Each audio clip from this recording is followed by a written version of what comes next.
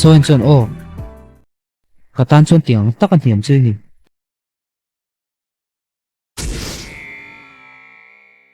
Parkian so le ban wai kha lo lang ma sabera ka king do no mani ma se ka thiam lon box si lo ti no no chu ti lai nung lama chuan tui moron lang rol mai ama chu mi ngo ngol tak ania a du lo ta na thila thlen ngat phei chuan a en liam ngai lo hian so chuan a ban he ti om ta ka vai na kol thei lo thu chu hril nga la kangun engma soi tu tak lo a chuan a hlau chu tlan che tar ngota kangu pon a ngal hian so chuan a ban chu hnuk lo cheu to chu ti lai kangun ron chun zom ve le zata wangin a hlau to hle a thok chu la ko ka tika cho hian so chuan tan che tu dang nei ta lo kangu chu tham tang ha la tran pui du wanga ti ni tu lo sei mol mol kangu chuan nang nen kai ngai zong mo ti wangin soin in khong ai na vai mi lo ni pui ti hi ti kem hian so chuan ni meng chu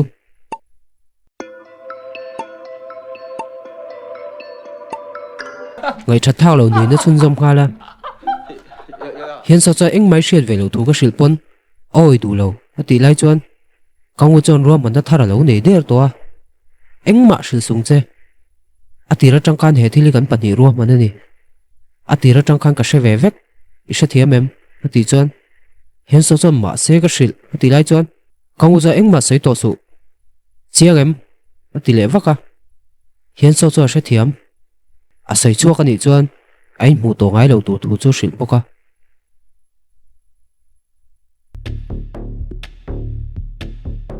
kangu chu ina lo lang le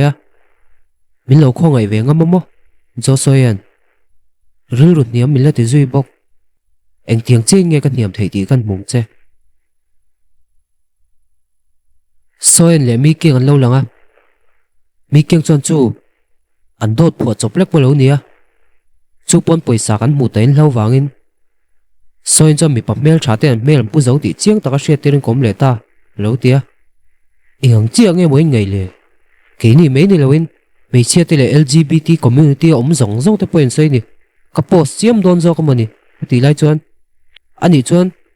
ti charli hi fi hlim ti na ni mo so in chuan ani chu mi zia ve shim shim ning ka sia lo tia mi keng chuan ka ring reng ani a be sei deuh che lom ti lai chuan so in chuan zon thak lo tum mi keng chu dang nga la so in chuan ka thin rim to tu ka wa hen ka a me don ati chiama mi keng cha ek mai lo man ni ek rap palai nga yang ane butuk office lama vai su lo ang lop lopa in to hlom lutuk ke ang lo takin in ngai to tlem si lo ti chiama chuti lai mi keng chan ti charli chu lo lai ka vai se mi tram tak tak nai le to ati hlop lop lai chon chief director lo lut vai son lo ngai ven vata tu nang huna local chan chu zot bok kangu chon tran pui mo bo thu sila chu vele vai son chief chu kal tura ti lai chon kangu chon free do bara than mei tur thu chu sila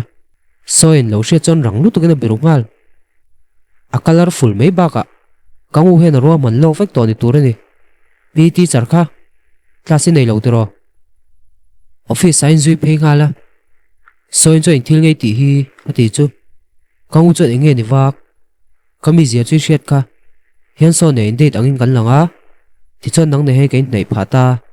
hun kal to min ti dana wanga phuba kalak theinan chun zamin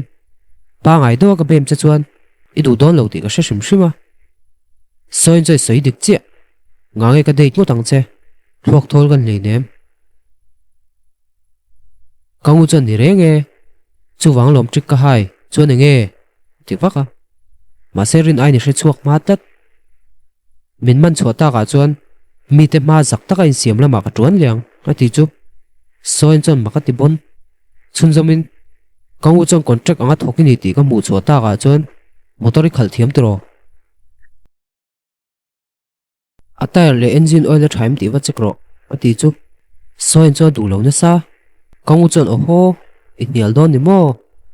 voin chu pt chan ro ko om ti kan chu me nge chut no no pa chong kangu chu chia rebel khera so in cho check tu tu chu hril tawata kangu chong kalna tura nei wangin darkar khat chunga ti zo man tura ti le chu I driver kan ni mi na ti le waka soin chu fel ta hle a kal nu chuan rei tak ri tolo kangu pum chu lo ri le kangu le psychiatrist tor pakhata hen lo in mua psychiatrist song kangu chu heta in mu rot na chan chu zot nga la kangu chu chan pom lo thu shilin boy mel de wala na ngai wangin rem changa ma chu kol ta mai ni thu chu shil boka a soi zo chuan soin na lam chu kop mua I mu them psychiatrist chu phok le I me chi soi kha niam a ting hala chu ti line soin pon lo thlir ve renga wangin ama en pa thilan soi neu neu chu so pa so mai chana min rel ni ome el pola tel ni ome ni non ti nuwa nuwa psychiatrist chuan soin lakar lu put mang ka phur takin zota kha thil le huat na kha le kha them pakhat le khe na kar che hi lo nia chu le kha chu ko pot chuak to ati chu psychiatrist sam paper dang la tam lu tuk lo ti de ya kang u cha she thiam lo letling psychiatrist sang ngol em wangin a beng kwa thilo om lo chu en sakhia la school a le chuan office a min hu kalom hlol me min huk chuan soin chunga che dan chu tha ti lo thu sila thianin lo mi ti bok I lo boy ve na turom lo ti bakin a chang lo teacher thatak ani sin ka poisa lo kangu mi te hen ka zen kan ni ti shelo sei du ni tro ani jon chok to me ta che chief director le school doctor te kan kho sak te chuan makan til tunga sin baka ka chore mo ka ti sake mo eng po chu ni ro se soen ne na ga in karania lo boy su min huk chulung oi lo dewa chu pa chuan a korean ha chak chu thial bap papa kangu po hen limna mu pha do ne ma chu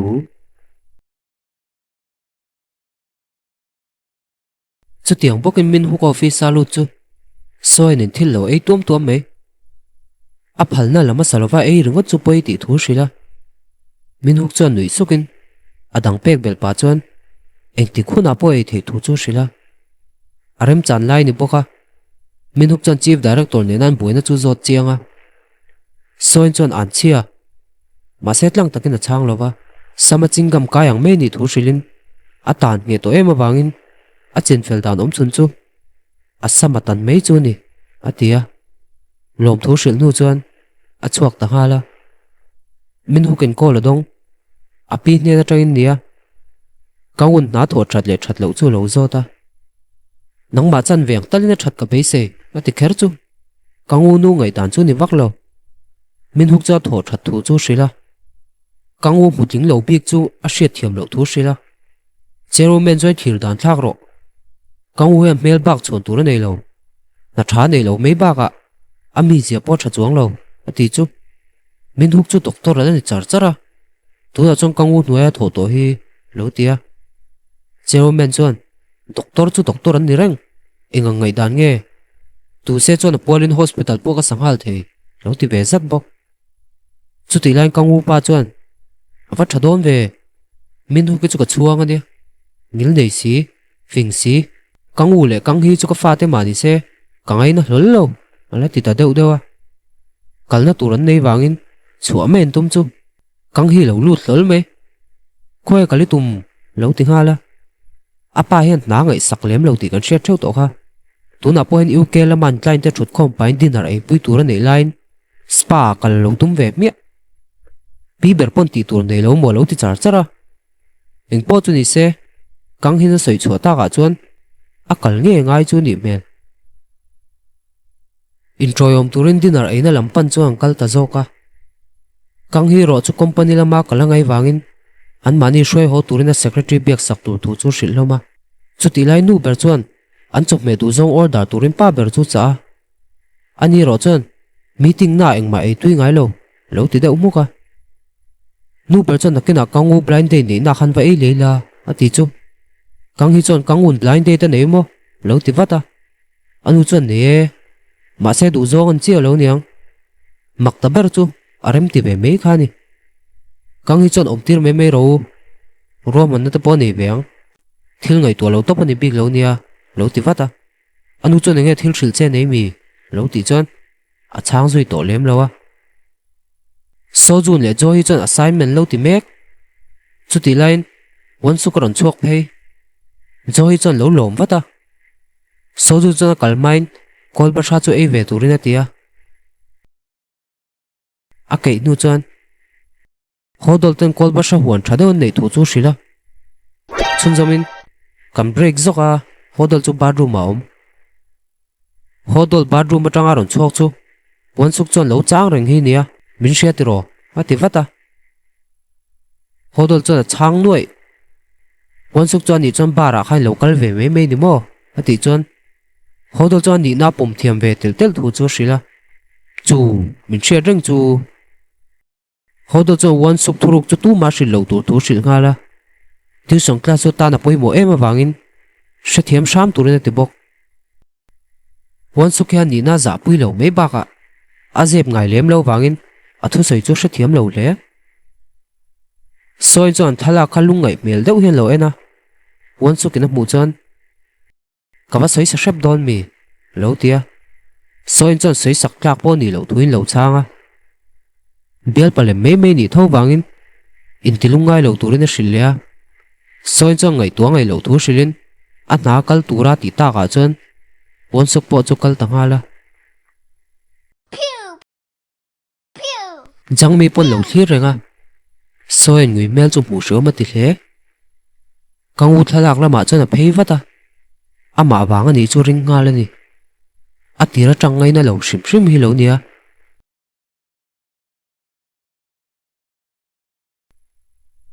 ko la dong anu lo thlena wangin ranglu tukin a ho wata anu chon mi hosa ne de nei turin ruam han na lo siam sakhi nia huna tam lo wangin thomno chu ha kal wat turin tia dupui pathum then to nia ma se mi hosa takani jangmi chon engma soiloin en ngai en tlok tloka rei pon thut ma chon in chunglama chho chu rot nga la ma se thil kal fu wak lo ni mel anu cha somna pum sak lo wang chon lo shok na sa hle a ku thial po thak ma se khoina tak tak ma chon kang hi chon a ban chu lo man saka a pasal ne mu dun wang ni le ni lo chu zot ngal jangmi nu chon rol lo tur shilin a fanu ni thu shil pa chon khoi chu tum le a thalo le zol ni chu lo ti le kan la soi le don nia a ti nu chon a chuak ta hala kang hi chon chak jok tur ni la ya a khoi let ve me lo chu hria thiam lo thu hrila jangmi chu bumutin a chuak ve ta hala a ma rian a thin park a khana kal le a ke chu not na sa hle ma che chapal lo lang rol me hetia lo la thu rang chu soin chon a khongai wangin a bun tur lo le sakhi nia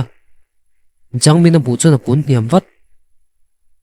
mi keng chon a ngai tu na ti lang thil tuk chu ala in zir chu lo thu lo hrila chun zamin ka mu to nu te po nge a ti no nuwa an mu zen zen lo wang le makeup le dress a wangin jangmi ni tin hre lo ni kang u chon na lo thok mol mola hian so lo lu chon in theni thorim nan ti kha lo ti lu zo zo chang lo win lo mel viau wang chon a chuak le ta zo ka takana mi keng po hi re mak zunia a thin rim pui ni nge nge yang soen le mi keng an lo lang le alu an zor na mun an thlen chuan a man chhodun lai kha ru a ron lang no no alu ka chui ho ve lo chu tro mi keng chei du mi ko leng che lo tia soen chon no chun zomin hian so nei lein biem mi keng chan na hi ka pe to don lo ti ve mak pok kang u po lung leng ama wanga ti khopa be na sat nu pon ala tok lo chau chu sheo ma ti ve le ni ko la dong vice le cn lo nia vice so na ma tri ta lo sei to kha voin la man ro man tu chu lo shila kang u chu mut lo em awangin ka til ve kher ngai mi atilea vai chon ro man tu ber tel ve lo de chuan a mak don ema address um lo thon ro ti beta vai son cho ei ro turing ka tiem ti lo a man ro ta a mi ze ka man hlol lo ti lai chuan kang u cha hriat ve vek thu lo hrila boton sen kha lo met fu chi lo ni tur ani vai son chang ta lo chuan met ta nok noka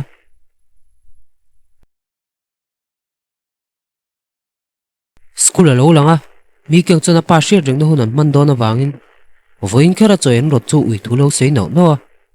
soin choni kal ngei chungai lom inu ka chi pai mi lo buk sak don nia chuan sa ngai na sa ka siam sakla aziom song song meng akal nu chuan mi keng chona om ve don lo wangin soin chon ngai to chiang lo in in le ngek chu hlau pui hle tuimo boi pui turin ka tir don mun le ati no no lai chuan ti charli lo phei mi keng chuan choi khom hun lo ni to soin polu trap tia chuan kangu polo thleng ve che soin chuan thlir reng kar atanga ron chhuah chuan soin chu kar cha pi pe ngala akhal ho ngai don wangin engma in ve lo turin ati bok a chunga chuan lo thu sap sap hlom to kangu chu lun lai a vice ten lo thu hawa soin chu ti charli nen kangu vain chu ngin alo tia ti charli chuan soin chu du vele velo zota soin chon kangu hlo deuh wangin a in ve lo tur thu hrila ti charli chuan ka roin khal thleng ve nge a thu soi hriat chuan soin chon mi tha takini sarli ati chu ti charli chuan zu chu ti bota hlau me soin no kutaliak chu a thum deuh suk ti hre thea chu mai baka a mu lo lai na in ru thei ti thleng na chu chuak ngal vek bok phim khur taka in treu nu chuan pangpar ne hmel hriat na lo ne soin ani thu hrin lai mek chuan kangu lo lang soin chuan lei chuan a vom ngeka kangu chuan a kut hruk vai sak pa chuan no pang mi ni leimang ten in fiam soin choi ten nom ti le kut pai sak chu ruala kangu na hroi ho tur thu hrin lai chuan soin chuan lo du lo mihring te hin danglam me me lo ti chiang ta in ka hre to nang poi danglam toy mo ka ti line i lo la ngai reng kangu chei mu lo mi a danglam to zia le be na sat zia chu hrila soin chon o in thak danglam chiang lu tuk tlemin her danglam mei po du to lovin i kwal let le pap ati chu kangu chon o ko kwal ati don zeta a kwal let pap chu na ngai chen ni don ti kha hre chuak le thu ta soin chon nang ma hen eng ma du ka nei lo pakhat te ma kangu choi tin nge nang nei thei tu cheng ka tiang soin chon nang ati lai chuan I'm power off mana kangu o ma chon a bei thlap ma se min hukin lak sak dei kangu choi thil ngei ti ati fata min huk chong ka hroi ho don kangu chon dang le nang ma wanga ti taka rui ni hi shem i boina ni lo min huk ni chong ka boina ka siam meng min huk chong kara chon uluk takina da kangu chon lo ti ding le a e thil ngei ti hi tunge ni in hriat ngoi lok te nang hian soin hi min zot ta che dot ka sei thei lo ti hria ngati nge ti hian ka ti